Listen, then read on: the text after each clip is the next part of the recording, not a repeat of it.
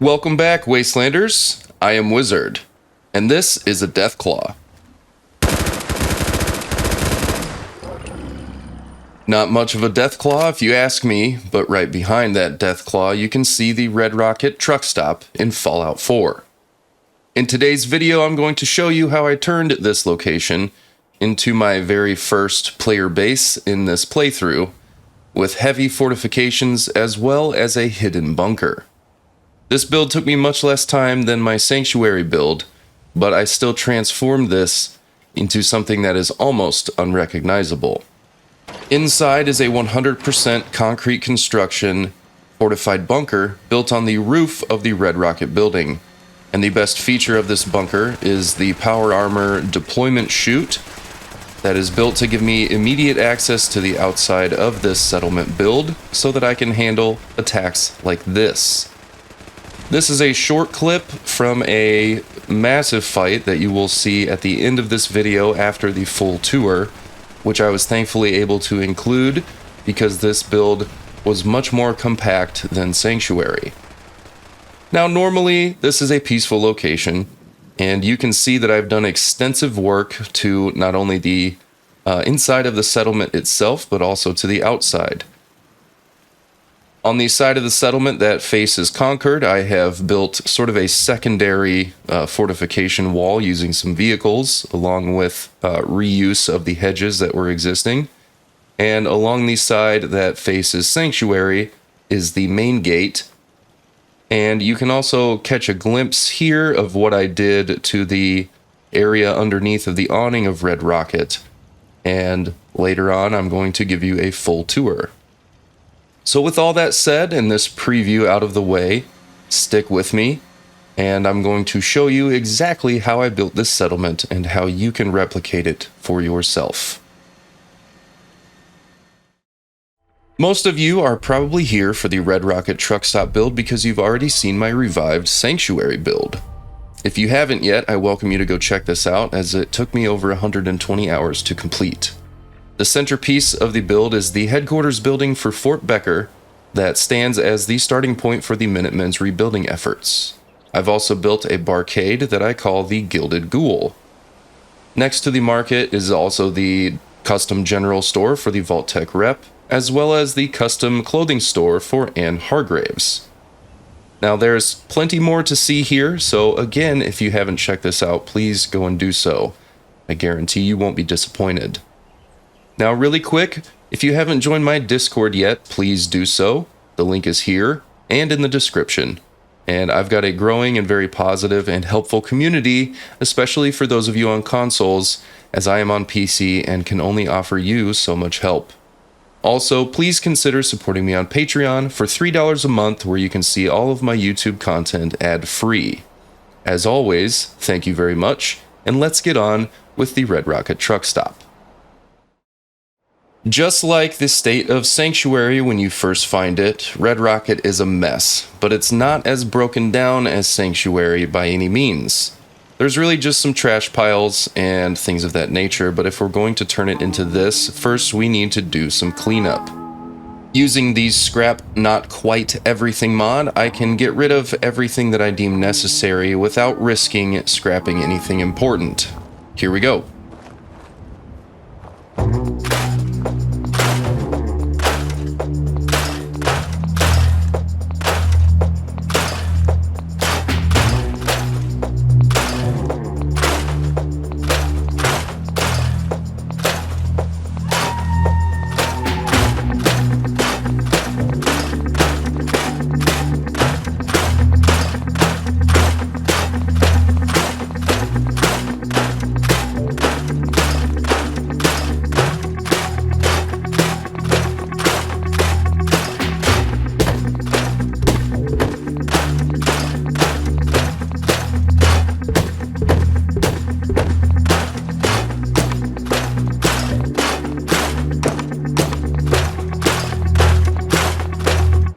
Alright, this is looking good, and now we can get started on the actual build itself.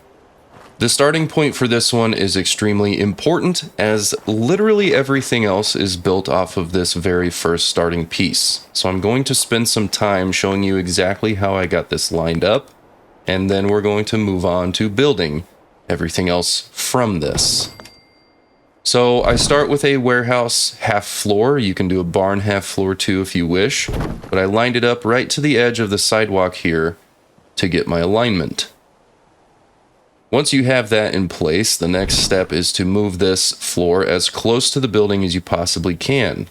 You can see once you get it a certain distance away, it starts to snap up, but we want it as low as possible. Now we also want to center this half floor on this doorway because we are going to include a powered door for access to the elevator that's going to go here.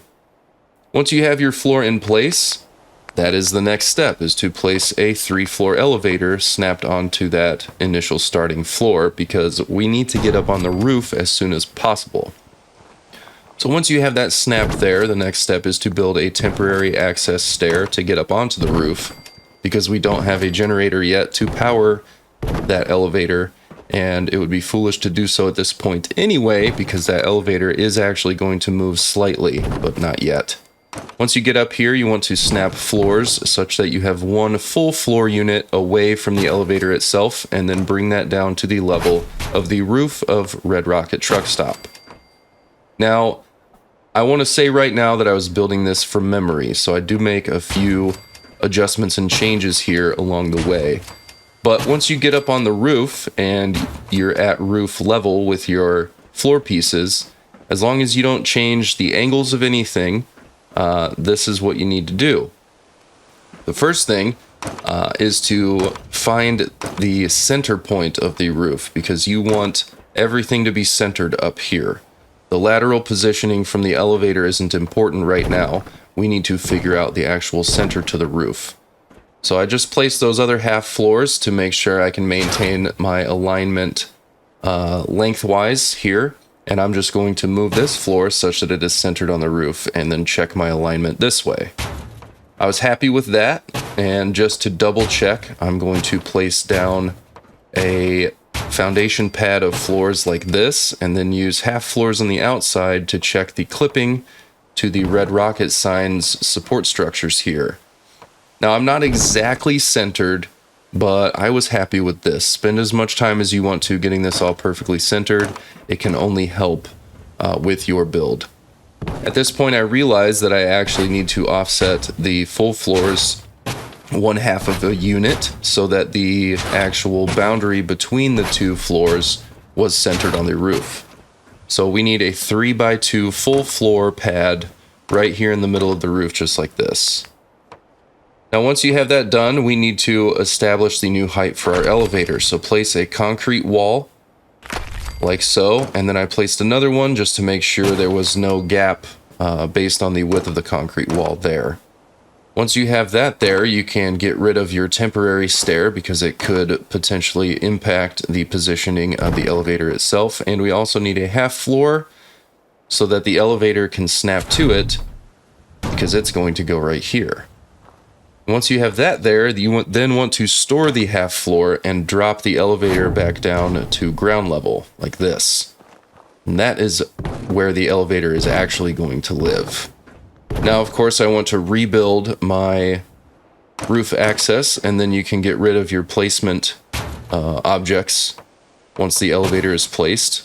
And then we need to put down these curved floors, like so, because these are going to be little alcoves for 2 power armor displays and some of the features inside of the bunker as well. Once you have this down, the next step is to build the slightly raised portion of the floor for the power armor deployment chute that extends out over the edge of the back of the Red Rocket building. Now my first thought here was that I could use upper floors and it would be high enough, but I found out very quickly that this was not high enough. I want these floors to be just over the height of the edge of that roof there. So I figured if I went back to warehouse floors, since they are slightly taller than everything else, other than barn floors, of course, that I could stack these up and they might give me exactly the right height. Now, just to prevent any unwanted snapping while we are manually placing the next level, I made a 2x3 pad like so. And then I just temporarily got rid of the other concrete floors, but leave the curved floors there so that they can, basically hold the position that you need. Then you just need to get another warehouse floor up on top. And then you want to manually position a half floor such that it is spaced or positioned correctly along the edge of the floor beneath it. So with that half floor, you want to manually position that so that this edge, or this corner I should say, is perfectly touching the corners of the floors below it. This is kind of finicky, and I could have potentially come up with a better solution here, but this worked for me. Check both of your corners to make sure they're lined up. And it doesn't have to be exactly perfect, but you want to get it as close as you can. Then all you need to do is snap to that upper level floor, one full unit out over like this, and you can see we are just over the edge of the red rocket roof here. And then once you're one full unit out, you can place your trapdoor floor. And I do position the trapdoors like this specifically for ease of use, and then I position a shack balcony railing right on the back edge of that trapdoor so that when you walk full speed into it, you still fall down through instead of skipping right over it. Now we can get rid of the temporary warehouse floors that we used for establishing the height for the deployment chute trapdoor, and we can replace all 8 of the full unit concrete floor pieces that were here before. Now let's start working on our deployment chute construction. We need a power door here, and it does clip into the concrete upper floor. And then we need a shack wall on the back of the trapdoor so that we can snap a shack upper floor to that. But now we need to do a drop down glitch to get the floor to lower just a little bit. So snapping a roof onto the upper floor and then a wall to the upper floor as well, and then one over above the roof. If you just select that and let it fall down and replace it, you can now snap floors back onto that shack wall that you just dropped down, and they are slightly lower, as you can see here. This is going to establish the height for the vertibird landing pad that is effectively the roof for the bunker itself. And now before we get much further with this, I want to go ahead and box in the deployment chute area, because pretty soon we're going to have walls all the way around here and it'll be a pain to get to. So choose whichever wall style you want here, because later on it will be a little bit more difficult to replace those.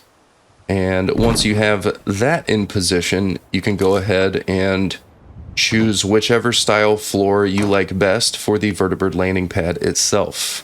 For ease of building, I'm going to use concrete floors for now, but later on I do switch those out for something that gives more the look of a helicopter landing pad for my vertibirds. Let's go ahead and get these in there.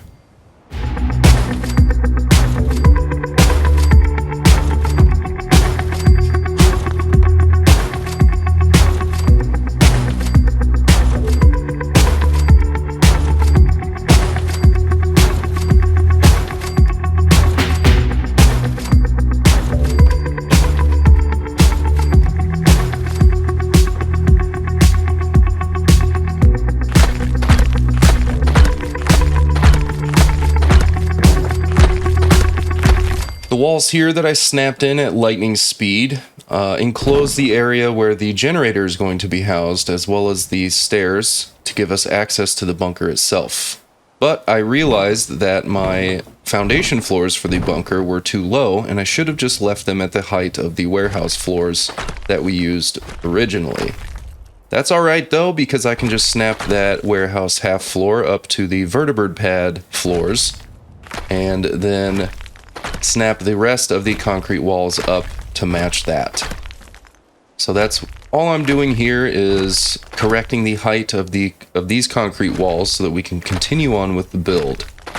Now along with this, I'm also going to come in here and snap these foundational floors, I should say, up to that level as well.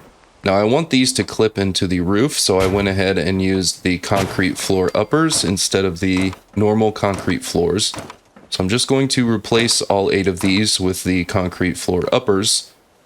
And once these are back into position, we can then take our curved floors that are snapped around the outside strategically up to this level as well. Now, I know this is going back and forth a little bit, but again, I was rebuilding this from memory, because if you haven't seen my original Red Rocket tour video, you can find that here, and that's where this build came from. At the time I wasn't filming, so I couldn't give you a build video, but there were several requests for it, and that is what started this playthrough of Fallout 4.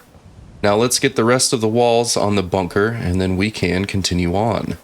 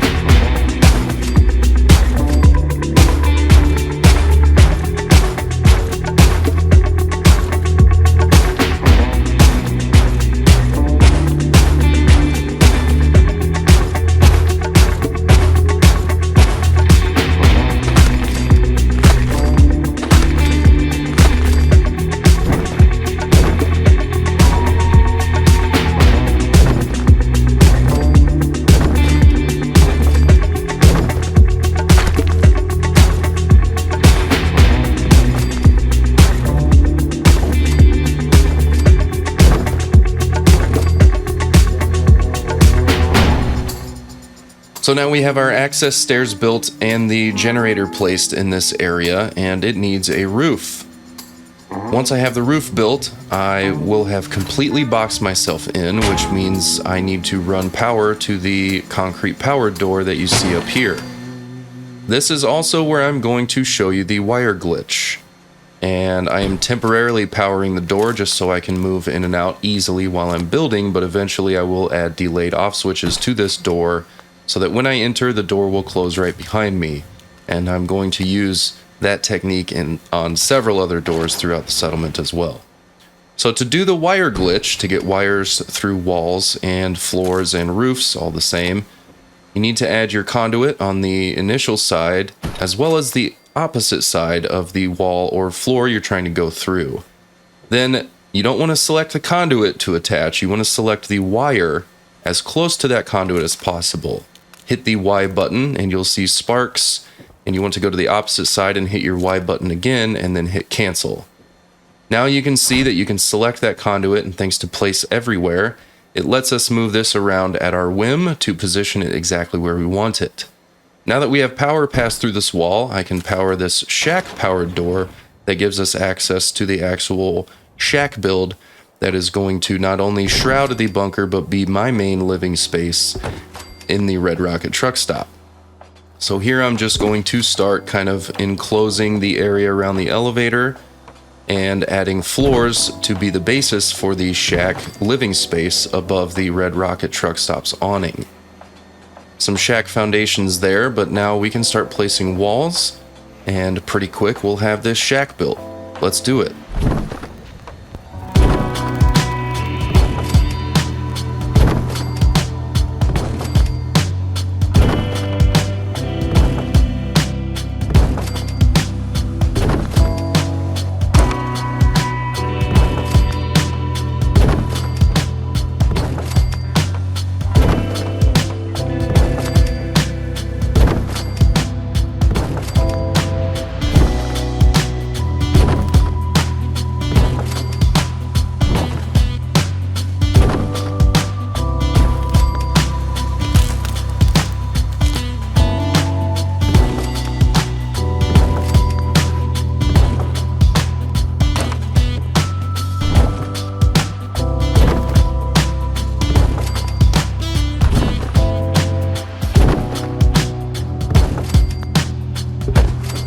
We've got this side closed up and it's got a nice view, but now we need to work on this side.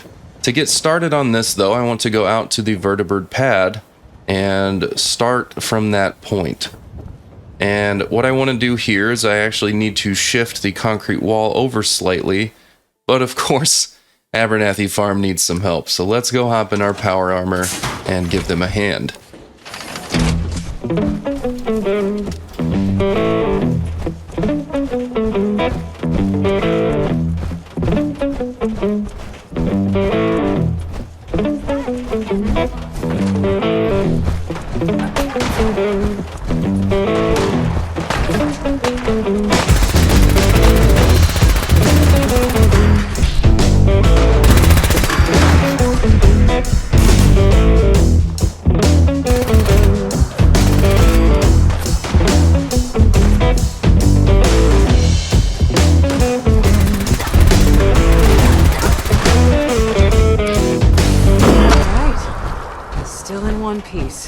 Yes, you are. You're welcome. And now I can get back to work. Let's get out of our power armor. And as I mentioned briefly before, I need to shift this wall over to snap some metal shack wall pieces onto this. This allows us to be aligned with the shack floor that we are going to snap over to.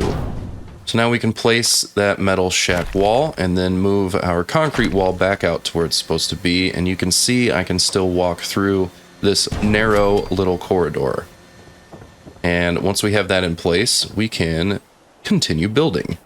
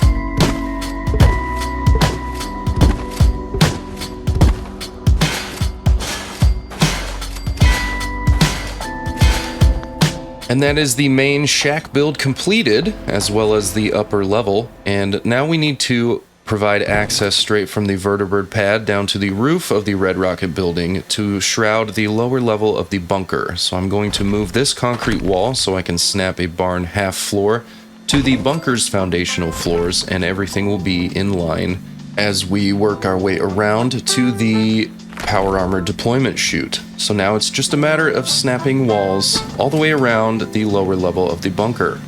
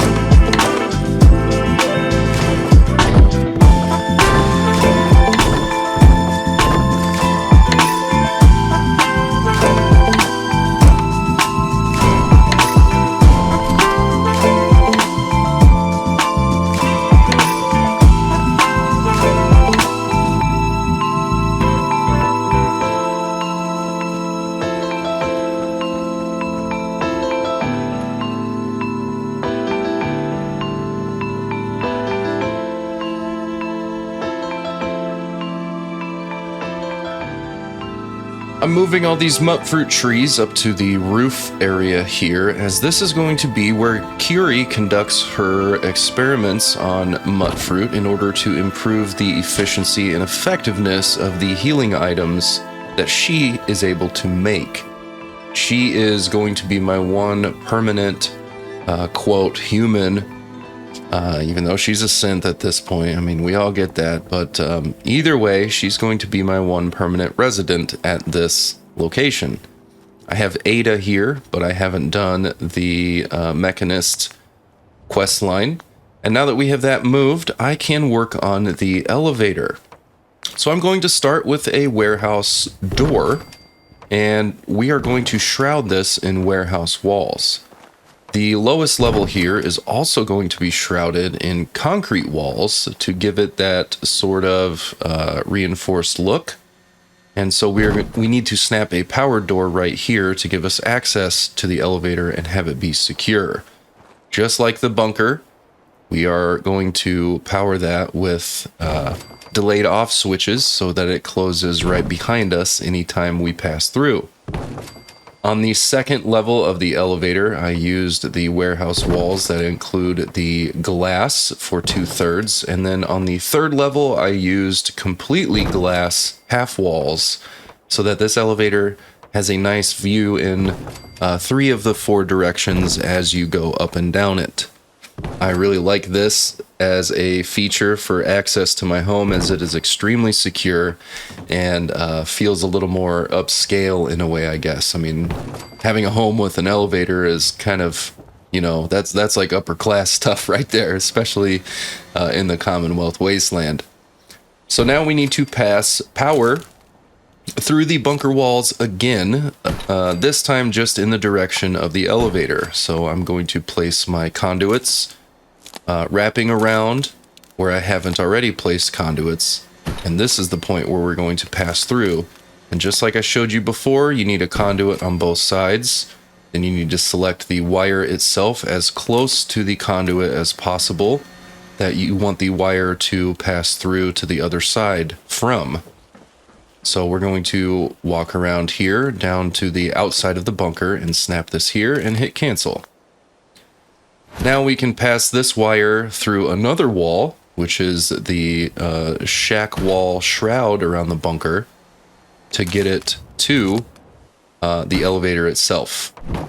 Now, to make wiring this elevator a little bit easier, I just moved that warehouse wall out of the way, and then I can easily just snap the wire from the conduit to the elevator itself. Now, we also want to temporarily power this door before we enclose this space completely, and we need another powered door on the opposite side of the elevator from the first one that we placed. And then using our concrete walls, we can finish off enclosing, mostly finish off enclosing the elevator, because we do still need access to that from the outside easily. Now we need to work on powering the doors so that we can get in and out a little bit easier. But I also want to enclose the breezeway, we'll call it, in between Red Rocket and the elevator. So I moved that concrete wall so I could snap an upper floor and then snap a concrete quarter floor to that. With that quarter floor, we can now snap a barn half floor. And now I wanted to just correct the way the wires are passed through that area, because obviously we have a floor here now and I don't like actually seeing the wires themselves clip through things. So I used a floor conduit on top of the barn floor that we placed, and then a ceiling conduit right underneath it. And then using the same technique, I passed the wire through the floor, and there we have it.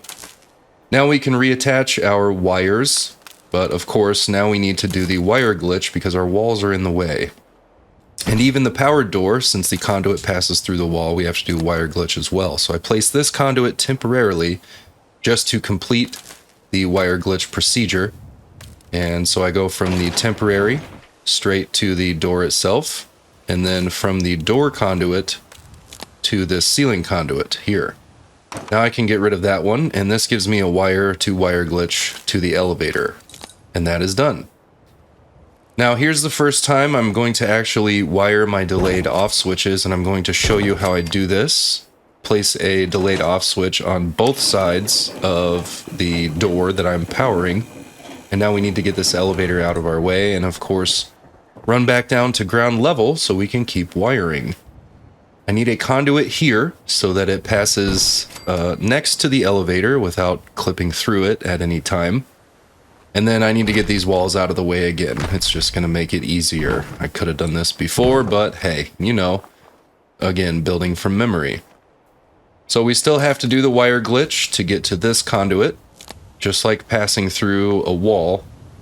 It's the same exact procedure. You just select the wire as close to the starting conduit as possible, and then hit attach on the target conduit or switch.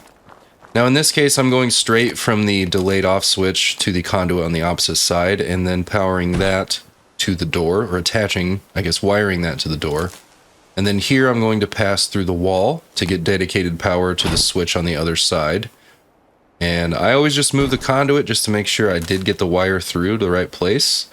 And then we can wire to the switch, and then wire from the switch to the door. And that's done. So now on both sides of that door, I can hit the delayed off switch, and the door will open momentarily. I can walk through, and the door will close right behind me. Now we need to do the same thing to the door between the elevator and the Red Rocket truck stop building. And we need to get dedicated power in through here as well. So again, another wire glitch to get inside of the building. And we can power this switch, but we have to use the wire glitch for it, even though the wire itself isn't passing through anything at all. It's just the hitboxes and the way things are built. So inside we need a starting wire to glitch from. Now we can go to this switch. And then I can build a conduit to go from this switch and then glitch through the wall to the door's conduit like this. But we can't select the conduit. We have to actually select the door object, and then that goes through.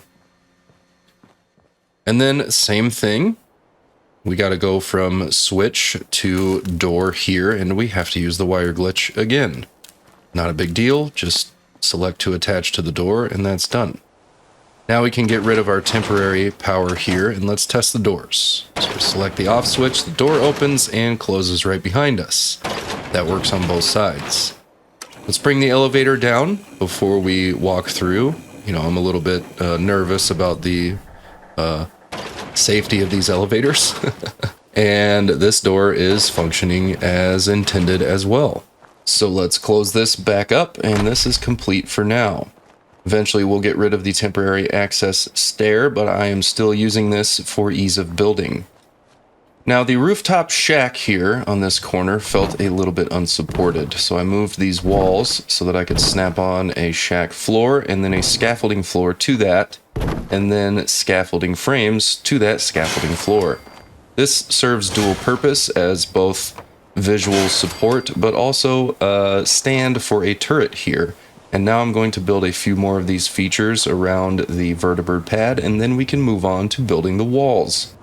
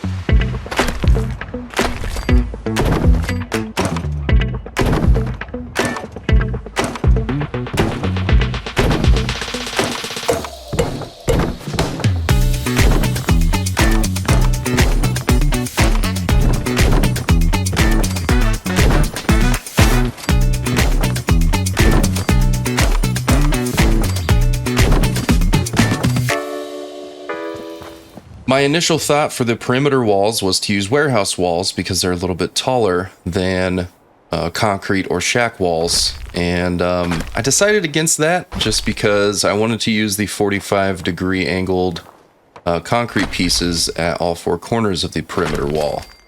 So before I can start building all the way around, I wanted to drop the concrete walls around the elevator down to ground level to close up the slight gap that was left underneath of them. Here you can see that when I try to drop these walls down, they twist, and that is obviously not a good thing because once we get that wall placed at the proper level, it would be at the wrong angle and would just snap back up to the elevator itself. But once I got to this full wall, it was dropping down without twisting. So now all I had to do was use a stack up of the full concrete walls and just alternate moving them inside of the successive wall to get it back to the elevator itself. And you can see here that now there is no gap underneath of that concrete wall. This power door was very stubborn and was favoring snapping to the elevator itself, so I had to come up with a way to build around that. But I also needed to drop down the barn half floor that closes up the roof of the breezeway to the elevator, or between the Red Rocket building and the elevator. So I moved that concrete wall, placed a concrete floor upper, and then a concrete quarter floor to drop this floor down to that new height. That way, there aren't any gaps left between the lowered concrete walls and that barn floor that serves as the roof of that little breezeway. So now we can put this wall back into place, and you can again see there is no gap below these walls once they're where they need to go. So to get the power door to drop down, first I had to build around the front of it at the proper height. That also allowed me to drop the walls on this side down to the proper height. And then I can just snap the power door to the full concrete wall that I built in front of it and then get rid of these pieces here. That's done. Now this is going to serve as the proper starting point for our concrete perimeter walls. And here you can see the warehouse walls that I started with that I wasn't happy with. Those are going to go away, and we're not using them at all. Now, the power door that you see hanging out there is exactly 2 full wall units and 1 half wall unit out from the concrete walls around the elevator. Now, the thing here I realized was that I needed to shift this wall over slightly because a half wall needed to index in between the full wall and the half wall there. So that's what I did, and that sets that up beautifully. So with that in place, we can now keep building the perimeter wall.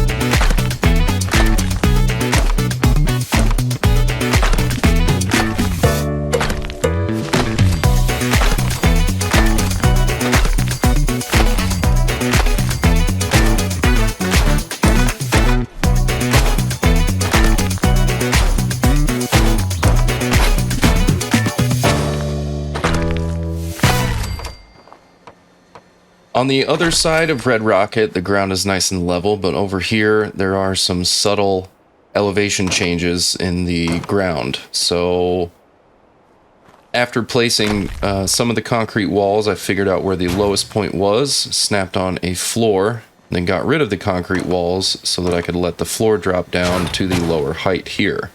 Then I just built the concrete walls back across. At this point, I'm not entirely sure what my spacing needs to be, and I'm not entirely sure exactly where the main gate needs to go, so that's what I'm going to work on here.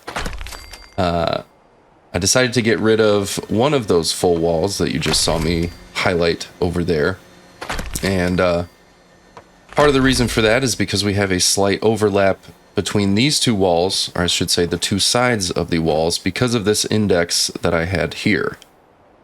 This was to ensure that the floor that's going to run all the way around the top of the wall all snaps together correctly. So here I got rid of this extra normal full wall to shift the 45-degree wall over slightly. And now this is where our main gate is going to reside. So placing a pillar at the corner and then two full walls here, this is how I am setting up for my main gate. I know that I want floor on the inside of the main gate to make it feel more finished, and so I snapped up to the ground level with those floors and placed the warehouse rolling metal door. Then I can just snap the concrete half wall onto the outside of the floors that the rolling door was snapped to, and that is our little bump out for the main gate. Now, once I started building the walls over to connect, I realized that I have less than half a concrete wall unit of gap there. So I came over to the start of this wall, and using some pillars, I decided to just space these out such that I could gradually shift the full concrete walls over towards the main gate by 2 pillar widths. And that would close up the gap perfectly, as long as I placed another pillar right here at the corner. And now I want to build the floors going all the way around to the opposite side of the perimeter wall. And to start doing that, I needed to temporarily shift this full wall over using a pillar, so that when I snap this first floor here, everything is lined up with the walls on the opposing side. So with that established, I can then move the pillar and the full wall back to where I like them to be, and I can start building the rest of the floors.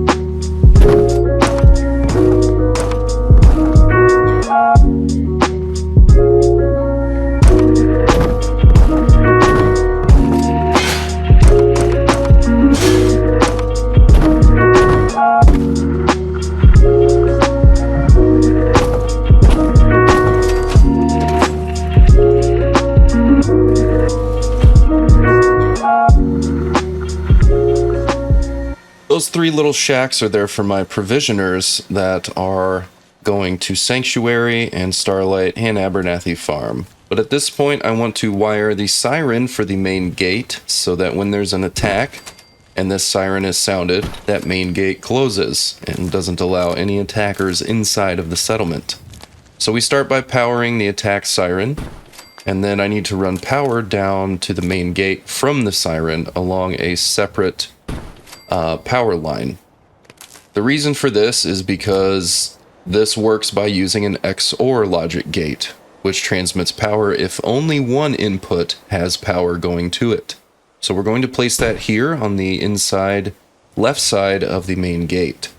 So the first thing we need to do is give ourselves some conduits to wire to, but what we need to do is we need to wire from the dedicated power that is always on and to, obviously, to the XOR logic gate, but we also need to power a separate power line from the siren to the logic gate as well. So here I'm going to attach the dedicated always on power straight from the generator to the logic gate. And then I'm going to connect to the siren power line as well. The way this works is, since power is always on from the generator, this will transmit power until the siren is turned on, because that would mean that now 2 inputs will be powered, and therefore the logic gate will shut off the output power going to the gate itself. So now we can connect the output of the logic gate to the main gate metal rolling door, and we can see that it now opens up.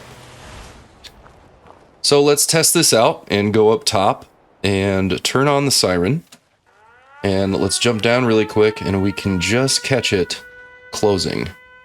So here we see it's closed, and I do have delayed off switches wired to this main gate as well, just for override access for myself. So that works on both sides, and now we know that our wiring is correct. So I'm going to use the elevator and run back up to the siren and shut that off, because it is quite obnoxious to listen to, and there's no way I'm leaving that on for no reason. That would just be torturous behavior. So we can turn this off and again jump back down, and we can just catch a glimpse of that gate opening back up. Perhaps next time we should scout for a safer way down. It's called haste, Ada. Anyway, this build is complete, so we can get rid of the temporary stairs so that no attackers have easy access to our highly secure bunker or the shack surrounding it. We want this to be inaccessible by any settlement attackers. I'm not sure what happened to Trash Can Carla, RIP. I kind of liked her dryness. But anyway, we can take a quick look at the completed build before decoration. And on that topic, I wanted to mention that I fully intended to fully showcase the decoration phase of this build, but for some inexplicable reason, my recordings after this were not picking up sound. So I decorated the whole place and saved the game, and found out later that I didn't have any sound, so that kind of ruins the point of timing the placement of objects to music. So although recapturing the entire decoration process was not feasible, I was able to recapture a fully decorated tour, and that is coming next.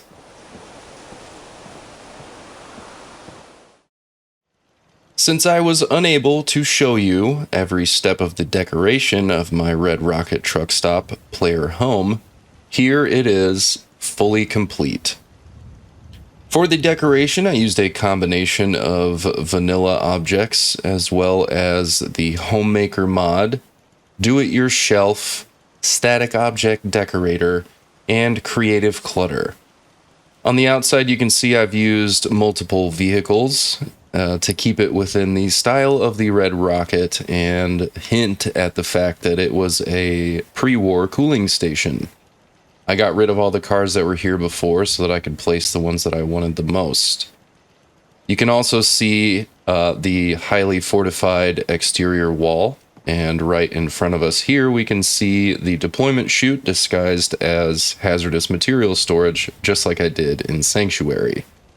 You can also see the turrets that I placed on the hanging platforms, hanging down from the vertibird landing pad, and you can also see the kind of supply style decoration that I did around the exterior walls as well. I also used some vehicles to fill in the gaps between the existing hedges and the guardrail over there on the left, and that way there's better control and predictability in terms of where attackers can approach from.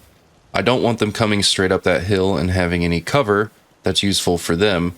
So they have to go around that secondary barricade on the left there to get to the settlement itself. But even when they get up here, they are met with the highly fortified defensive perimeter walls and the multitude of turrets.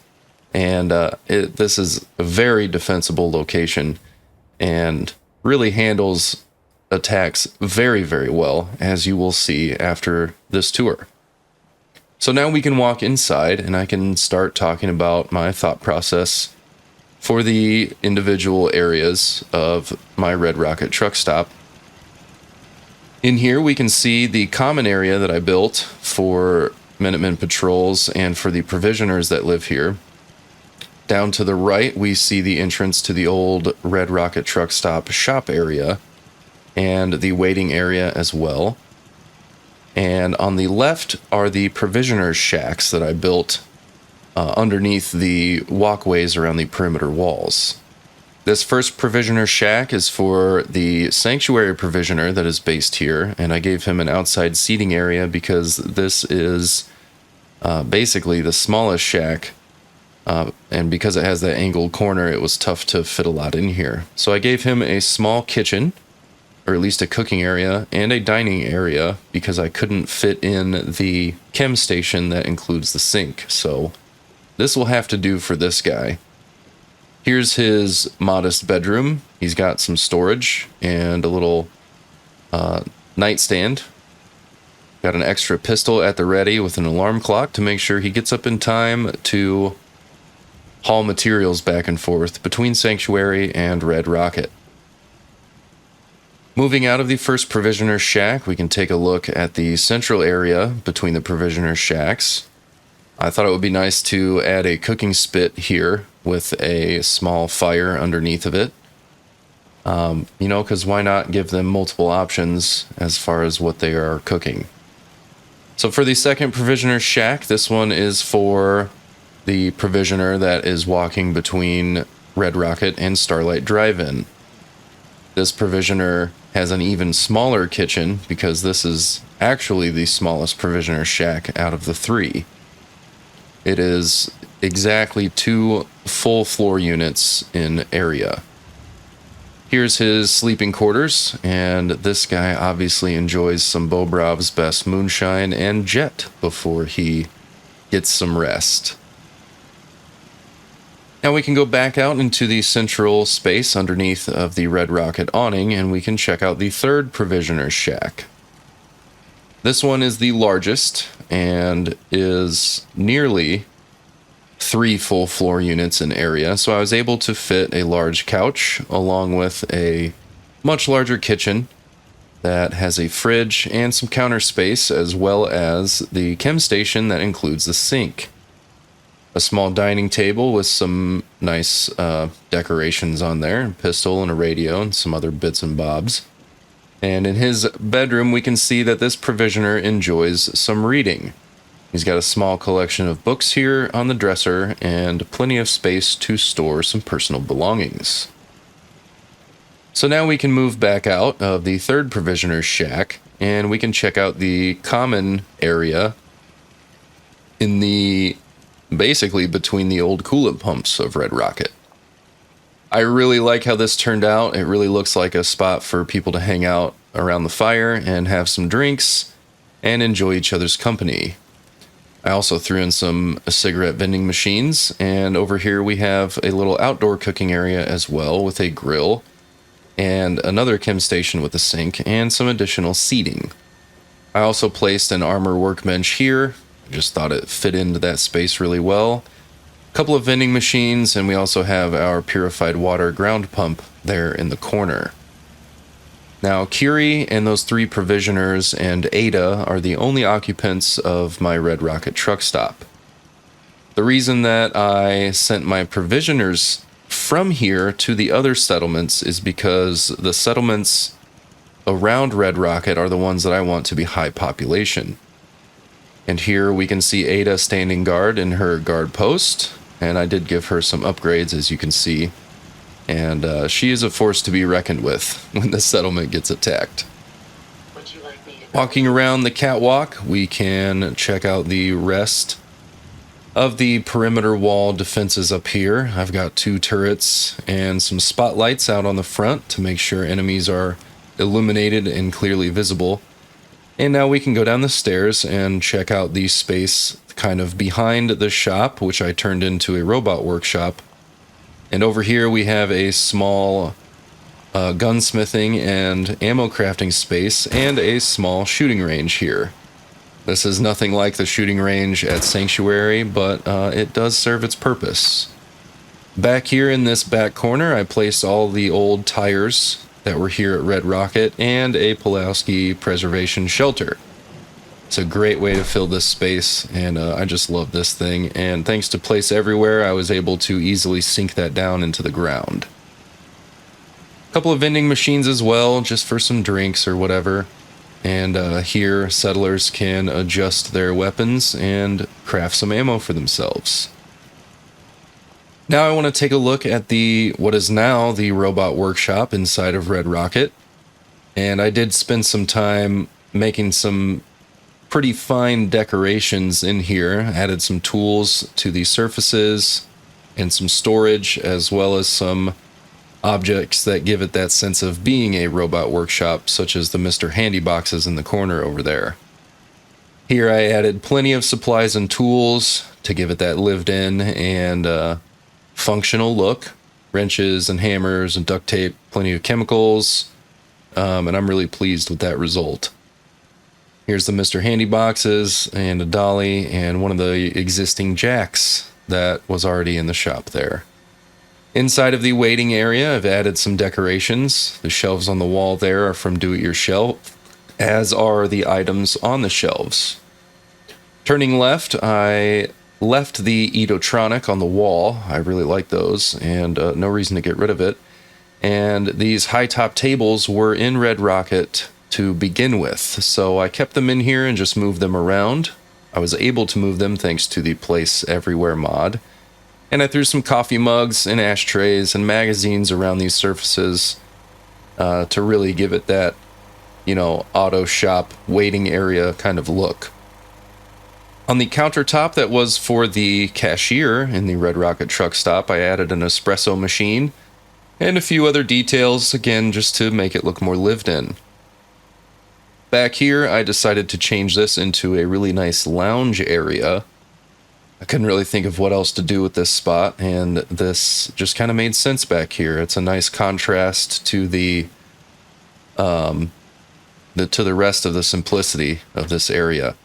Now, this was the old office, and I turned this into the bathroom. I thought this was the perfect space for the bathroom, being on the ground floor. I didn't want to add a bathroom above the building. So I threw a shower in the corner here, and you saw the urinal and the toilet behind me, as well as the shaving kit on the wall there and the sink. And I'm really happy with this bathroom. This really feels like a proper bathroom to me. It is kind of wastelandy. It's not as clean, I guess, in terms of the finishes of the floors and walls, but it seems like it's really functional. Now we can walk through our secure access to the elevator to the rooftop house, which is my player home, my main player home for the early part of this playthrough. And let's take the elevator to the second floor so I can show you the second floor access that leads directly to the perimeter wall walkways. I decided to add this because this gives me immediate access to the exterior wall walkways and provides me with some cover in case of an attack if I don't just want to drop right down outside of the settlement, as I'm going to do in a little bit. Now we can go up to the third floor where we walk right onto the vertibird landing pad. And this is awesome for a couple reasons. Number one, the function of it, where the vertibird will land directly on this pad when used to travel from any point in the Commonwealth back to here. Now, the only downside is the vertibird can't be called to land on the pad to pick me up as it does in Sanctuary. Entering into our actual living space, in the player home, we walk into the kitchen area. Now, I wanted this to look as well equipped as I could manage, so I've got the chem station with a sink, ample counter space, a cooking station, as well as a refrigerator. Here is the small dining area, and it's just for two because it's only Curie and I that live here. She is up top working on her experiments. I've got some storage for dishes and food almost like a cupboard over there on the right, and here is the main living space. I wanted this to feel a little more upscale, even though the structure itself is pretty ramshackle. I did choose to use some cleaner furniture and decorative items because I did want this to feel like it was cared for and still lived in. So I've got some seating over here. I've got my power doors leading directly out to the end of the awning portion of the truck stop. A few mannequins there with some fancier looking clothing items on display. And here on the coffee table, there's plenty of reading material, as well as a television and some storage there around it as well. Some decent lighting, and around the bed, I've got, again, some reading material, some magazines for Curie and I, and on the walls, I've got plenty of weapons on display. Let's go up top and see how Curie's doing. I decided to throw a grill up here. It just kind of made sense to me. And there we can see Sanctuary in the distance looking great. This truck stop build was supposed to be like an extension of Sanctuary in a way, where this is my sort of disconnected home specifically for me that is kind of away from Sanctuary and the hustle and bustle of that busy town that I built in my previous video. Here I've added spotlights to the big red rocket, I guess you could say statue, on top of the truck stop. And looking out in the other direction, we look down on Concord and downtown Boston, and the view here is fantastic. Under the covered portion of the rooftop area, I have built Curie her own little sort of makeshift laboratory where she can carry out her experiments. Place some equipment over here, a terminal, and some decorative items that look like they belong in a scientific lab. Simple seating area out here since this is uncovered, and a bench as well as a spotlight looking down on the vertibird landing pad. So pretty simple. I know it doesn't really make sense to have lab equipment in open air, but I just felt like, this sort of made sense up here as sort of like Curie's workspace, and I like how it turned out. So now we can go back down to the main shack level and have another quick look around. I'm really pleased with this area. Let's open up our exterior doors here and take a walk outside real quick. Check out our 5 heavy laser turrets that I placed on the awning out here to basically cover out in this direction. This is one of the main places that attacks come from, so it made sense to coat the end of the awning here in turrets. There's our main gate down there. We can see one of our provisioners, the one that walks between here and Sanctuary, approaching the settlement. And when I hit that switch on the wall back there, it also opens the side door out to the vertibird landing pad, as well as the, quote, front door into the shack living space as well. Going down the stairs from the landing pad, we can walk underneath of the main shack living space, and this also gives us access to the shrouded walkways around the bunker itself. Inside of the bunker, I also have power door access to the shrouded walkways around the bunker, as well as the access down through the power armor deployment chute. So you will see that in just a moment. Before we go down there, though, I want to quickly hit that switch on the wall in the living room to close these exterior doors, just in case. I don't like to leave these hanging open. And now we can walk back towards the, quote, front door in the kitchen, and we can go down into the bunker.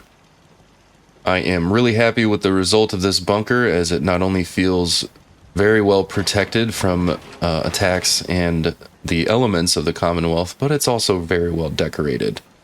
This space was pretty limiting, so I threw a bunch of flags up on the walls, and down here we have our main bunker space.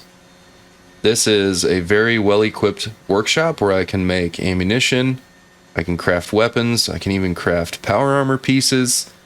I can store everything here and make any changes to any of my equipment that I feel like I need to. I've got 2 full power armor suits on display. Obviously, here's a suit of XO1. I've got some ballistic weapons on display on the right, and on the left I have some energy weapons on display. Here's my suit of T51 power armor, and over here is all of my armor crafting and storage objects. Got my armor workbench here, as well as my armor smith bench right next to it, and of course the power armor stand right in the center. Here I have a very small living space with a bed and also a kitchen down here. That way, if there's a rad storm, I can enter into my bunker and be protected from the radiation, but also I am able to cook and sustain myself while I'm down here for extended periods of time. Got a little television and a radio, a place to sleep, and I've got a desk with a terminal where I can make changes to turrets and powered doors and anything else that is connected to the power grid. So this room is really the only space that I would need here, but you know, I wanted it to be hidden, so I needed to shroud it and put some other stuff around it. This portion is just for access, as I mentioned before, to the sort of walkway shrouds around the bunker itself. We can look out these windows, see the turrets. There's the conquered water tower over there to the left. And this allows us to walk all the way around and exit the bunker in multiple ways instead of just going out the deployment chute or walking back up to the top level door that we entered in from. There's also plenty of ways that we can look down on the outside of the truck stop and provide defensive fire in basically every direction as needed. I like these little window features. And here we get a good look at some of the barricades that I built using vehicles. And even from the outside, we can walk back through these access doors. And the red door behind us there is for our deployment chute. And so that's it. That is my fortified player base Red Rocket truck stop settlement build. And now for the fun part. The settlement is about to be attacked, so I'm going to run over here, throw a fusion core in my power armor, and we're going to do some work on the super mutants that have just shown up. Before I jump in my power armor, though, I want to let you see how this settlement looks when it is under attack. Up on the very top there, you can see Curie firing down with her Gatling laser, and all of the turrets that I have placed all around the truck stop firing down on enemies in all directions. Now this attack was, I didn't count them, it's pretty hard to do, but it was dozens, if not, you know, maybe even 100 super mutants, very high level and very tough. So they did eliminate my turrets pretty quickly, so I need to drop out of here and provide support.